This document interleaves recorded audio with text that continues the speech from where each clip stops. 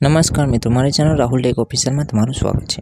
આજના વિડીયોમાં જણાવીશ કે 1 એપ્રિલથી કયા ફેરફારો લાગુ થશે અને તેની શું અસર થશે તેની વિગતે માહિતી વિડીયોમાં આપેલી છે, તો વિડીયો પૂરો જોજો। ચેનલ પર નવા છો તો ચેનલને પણ સબસ્ક્રાઇબ કરી દેજો અને બાજુમાં આપેલા બેલને પણ દબાવી દેજો, જેથી નવા વિડીયો અપલોડ કરું તો તેની માહિતી સૌથી પહેલાં તમને મળતી રહે। માર્ચ મહિનો પૂરો થવાનો છે અને નવું વર્ષ શરૂ થવાનું છે। દર મહિનાની જેમ 1 એપ્રિલ 2025 પણ ઘણા મોટા ફેરફારો સાથે શરૂ થવા જઈ રહ્યું છે।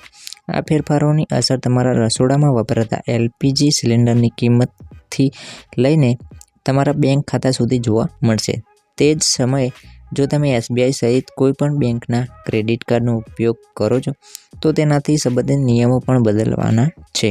ચાલો 1 એપ્રિલથી અમલમાં આવી રહેલા આ મોટા ફેરફારો વિશે વિગતવાર જાણીએ।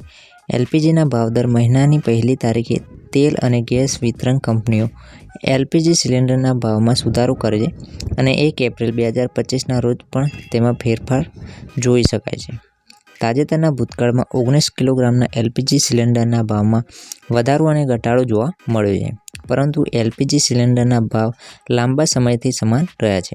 આવી સ્થિતિમાં નવા નાણાકીય વર્ષની શરૂઆત સાથે લોકો 14 કિલોના સિલિન્ડરના ભાવમાં રાહતદાયક ફેરફારની અપેક્ષા રાખી રહ્યા છે।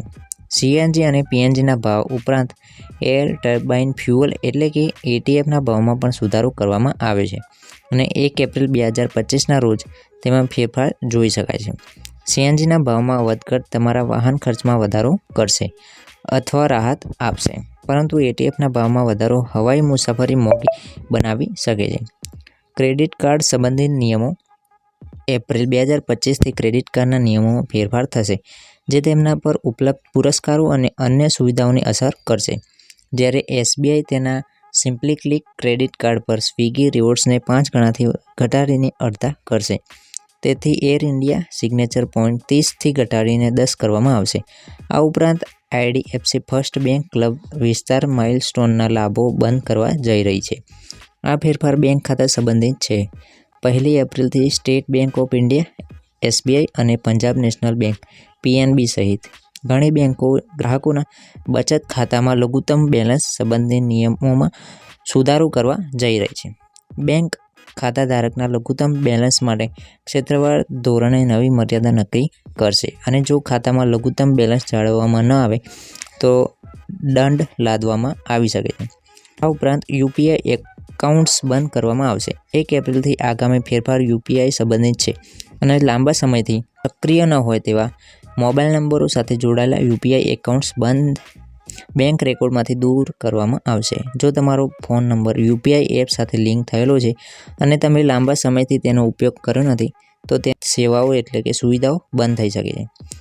કર સંબંધિત ફેરફારો બજેટ 2025માં સરકારે મધ્યમ વર્ગને રાહત આપવા માટે ઘણી મોટી જાહેરાતો કરી, જેમાં tax slab, TDS tax rebate અને અન્ય બાબતોમાં ફેરફારનો સમાવેશ થાય છે। જૂના આવકવેરા કાયદા 1961ના સ્થાને એક નવું આવકવેરા બિલ પ્રસ્તાવિત કરવામાં આવ્યું હતું। આ બધા ફેરફારો 1 એપ્રિલ 2025થી અમલમાં આવવાના છે। નવા ટેક્સ સ્લેબ હેઠળ વાર્ષિક 12 લાખ રૂપિયા સુધીની કમાણી કરનારા વ્યક્તિઓને કર ચૂકવવામાંથી મુક્તિ મળશે।